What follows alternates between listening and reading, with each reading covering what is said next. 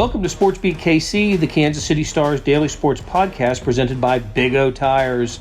It's Thursday, February 20th, and I'm your host, Blair Kirchhoff. Joe Lunardi. If you watch college basketball, you know who Joe is. Coaches and players know Joe as well, trust me. Joe is an NCAA Tournament bracket analyst or bracketologist. He's not the first to do what he does, but he is a pioneer in the field and he is the most popular. Joe projects the teams in the field of 68 and their seeding for ESPN. He's done many other things in his life, including working at St. Joseph's University in Philadelphia. But churning out mock brackets on the ESPN website and appearing during the cable network's basketball broadcasts have turned what he does into something of its own sport. Last October, Joe attended Big 12 Basketball Media Days at Sprint Center, and we sat down in the stands to talk about what he does and how he does it. I think you'll enjoy this conversation that occurred with two others. So in addition to Joe's voice and mine, you'll hear Dennis Dodd, a national college sports reporter for CBS Sports and a Kansas Citian, and David Smale. David's a Kansas City-based author and is working with Lunardi on a book. Before we get started, there's a reference I need to fill you in on. Early on, Joe refers to Greg Shaheen. For 11 years, Greg was an executive vice president for the NCAA. He ran the NCAA Tournament and was basically the event's frontman. Now he heads a consulting firm in Indianapolis. Okay, that should bring you up to speed. We'll take a break in a few minutes, but we begin our conversation with Joe Lunardi by talking about his role in creating the sport of bracketology.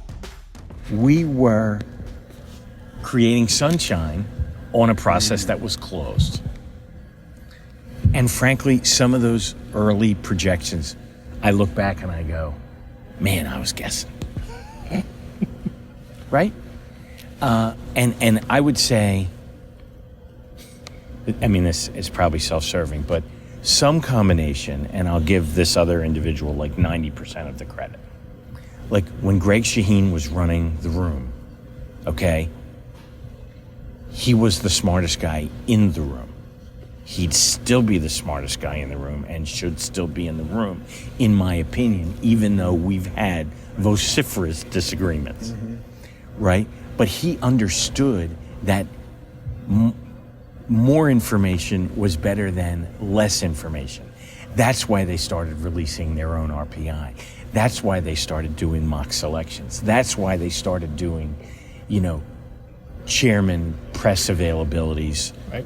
Sooner and more frequently. That's a great point. Okay? Like whether that was because people like me were already peeling the curtain back, right? And they were trying to get ahead of it, or I think he was just a smart businessman. Yes. Right? Like this is not complicated. Overall, it's good PR. Of course it is. Because the only thing better than people loving Selection Sunday is loving the 8 Sundays before that when that knucklehead Lunardi puts up a bracket. I'm carrying their water. Right? Right? And, to his credit, there was never any, I never got one call one time, you should X, or you were wrong. Now, you've interviewed him. And one year there was a committee member, maybe it was him, said, we trust Joe because he doesn't have an agenda. Right. Like my only agenda was to try to be right. And, obviously I worked at a member institution. I'm a, proud Hawk and St. Joe and all, and we've had our moments, during the bracketology year, but I've never misevaluated St. Joe's. I mean, when you're 27-0, it's kind of hard to screw that up. But I've never, put us in when we shouldn't, or made us a 5 when we were a 10. Because there's too much one of you guys would call me up and say, "Well, you were." Dick Weiss would go, "Joe, come on." Correct. I can see him doing Here, classic story. The year of Villanova won in 16 and 18, right? Correct. So I think in 16, which was a little bit more of a surprise than 18. Like 18, they were just the best team. Yeah.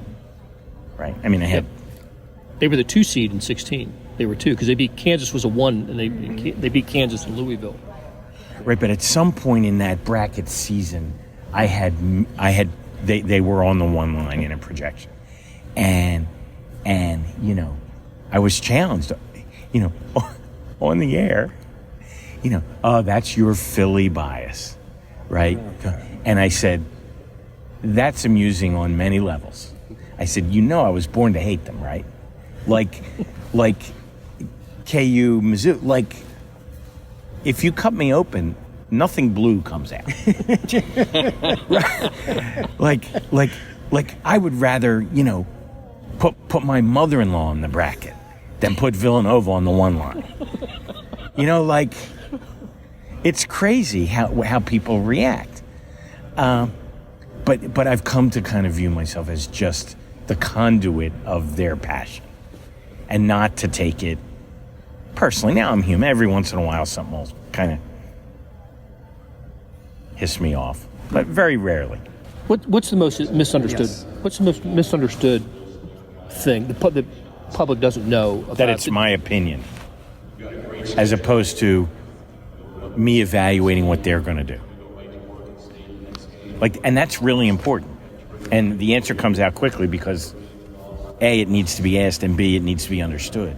But ironically, it's the fact that most people think that it is my opinion that creates the reaction, right? But there's 1,000 guys on TV giving their opinion, right? They're not experts in the evaluation process, right? Like, I'm different.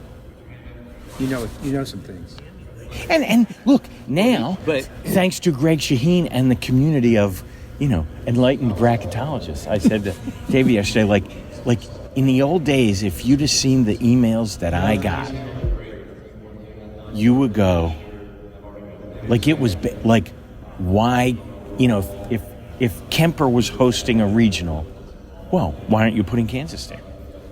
Those were the questions in 1998. Now they're saying, well, we know it can't be there. The other choices are, I don't know, St. Louis and Omaha. No, Omaha. Yeah, right. People are more educated? Way more educated. And I will take some of the credit for that. In part because of the existence of bracketology, but also because I've probably done 5,000 interviews and explained it to beat guys, when before they could just go on and read my blog, and because I was a beat guy, I will still take call from the guy in Tuscaloosa who's got to do a notes piece on an off day, for line that's going to be in the book with the difference between this is my opinion of who should be in there and this is who I think the committee is putting in. He said, I put my own mother in the NIT if she played a soft schedule. Right. Now, I miss on average a team and a half a year. Right? And sometimes it's because it gets blurry between what I think and what I think they think. Because, I'm watching you. I'm human. I'm doing, I do a seed list every night starting November 5th. Oh, my gosh.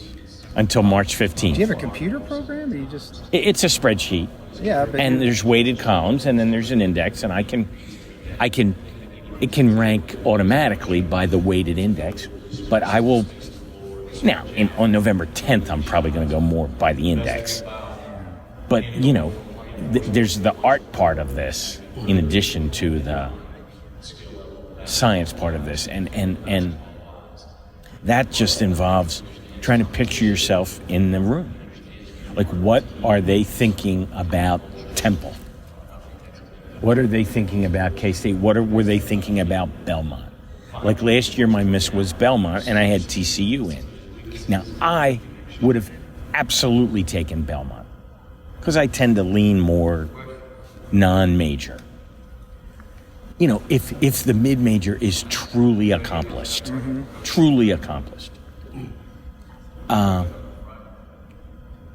I thought that they would kind of default to the safe next major in line.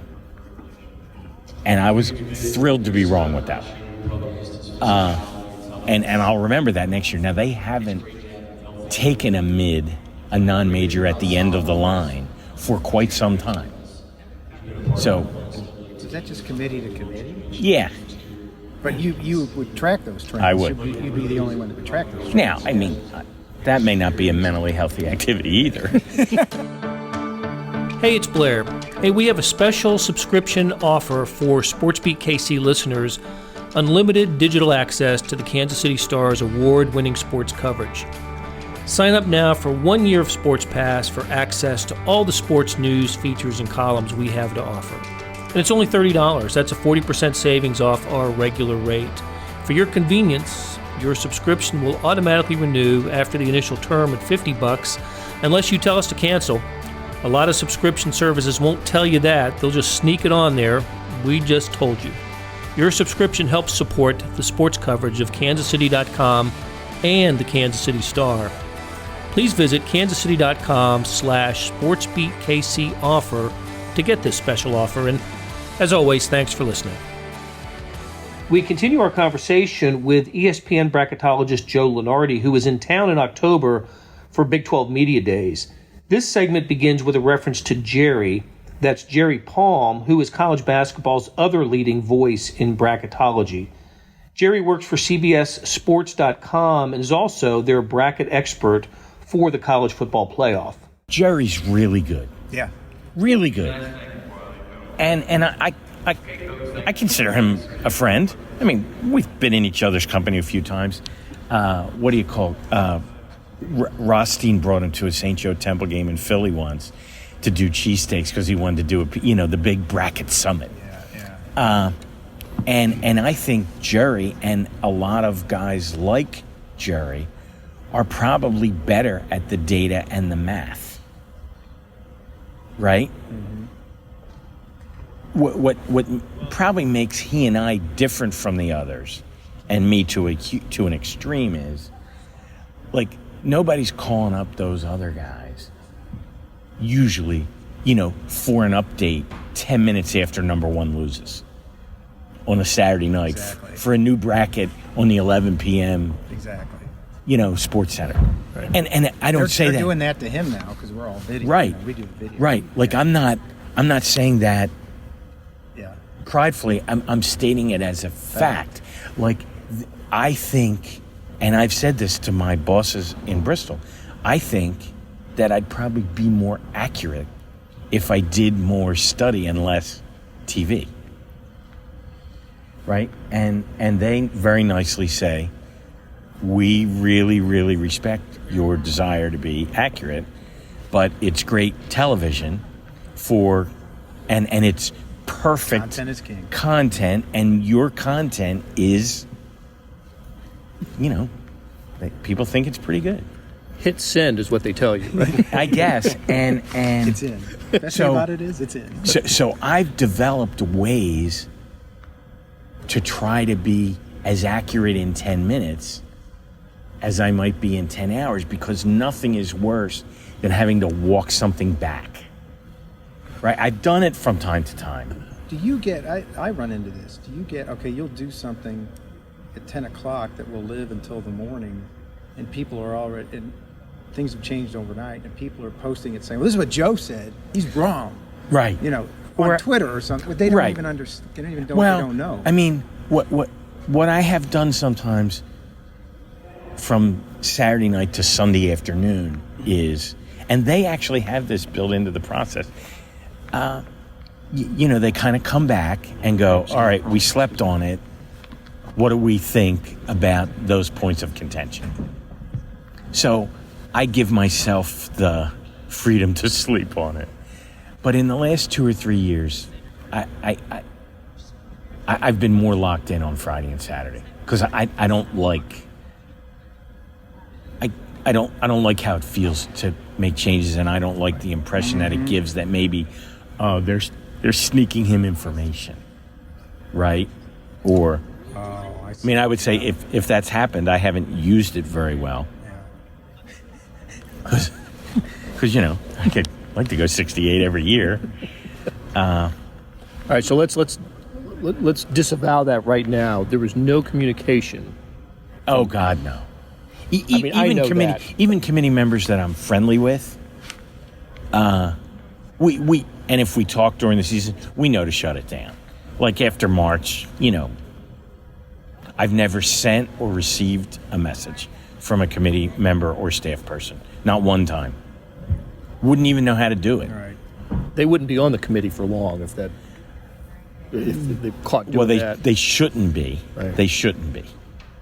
Let's say, Wichita State in what was undefeated in 2013. 14. Yeah, 14. Yeah. Okay. And they got a 1 seed, right? And they deserved They were it. good. Yeah. And people bitched Yeah. because how could you? Just like St. Joe's got a 1 seed back in the day, No 4. Yep. right? Like Jameer Nelson. like they were good enough. Okay? And I think the person that made that happen is actually in the building.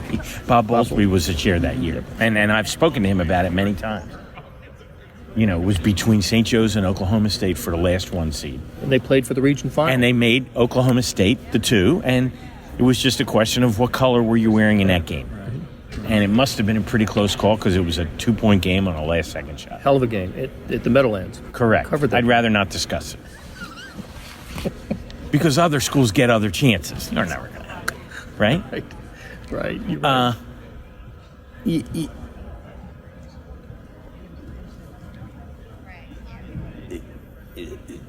So, the basketball process is obviously more inclusive.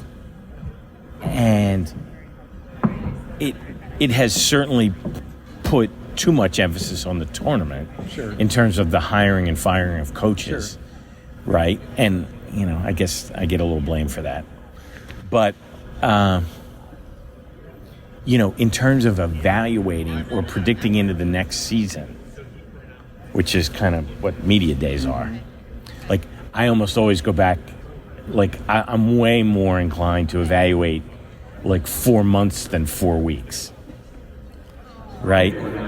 Which is why this time last year, I was as convinced as I've ever been convinced that, like, in the beginning, who's going to win the national championship? We all have an opinion.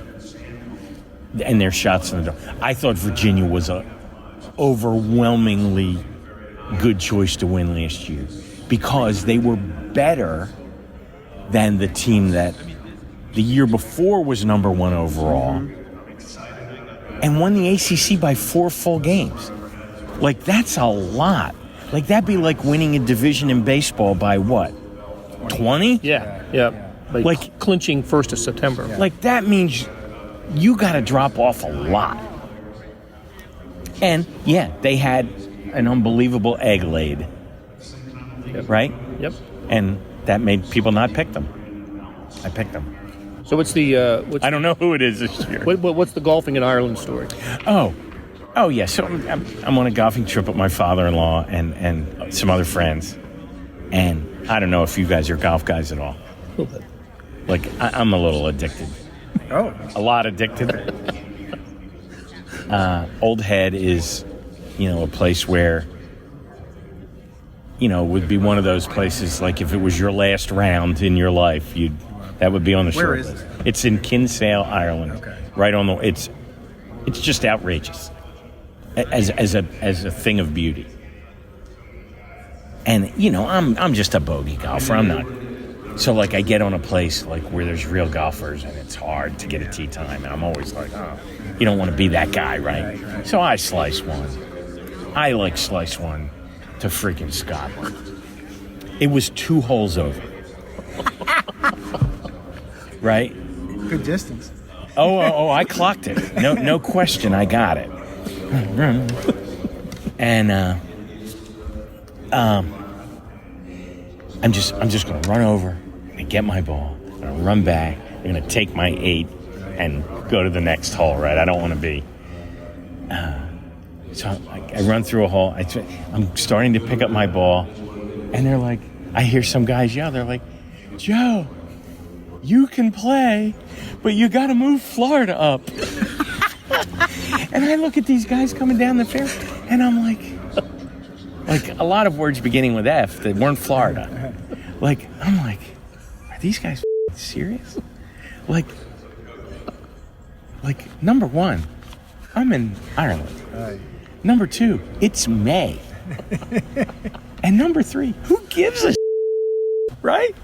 Right? And then, of course, inside we see them after, and we're having they have some beer in Ireland, and we just that's when you know how powerful you are. We had a conversation, and I did manage to get it back to my own hole, and I made a 7 instead of an 8. That's a great So, story. That's pretty all cool. because of the Gators. That'll do it for today. We hope you enjoyed today's Sports Beat KC, the Kansas City Star's daily sports podcast. If so, leave us a comment or a like where you can. That helps. Thanks to the team that put the show together: Derek Donovan, Savannah Smith, Randy Mason, Beth Welsh, and Chris Fickett.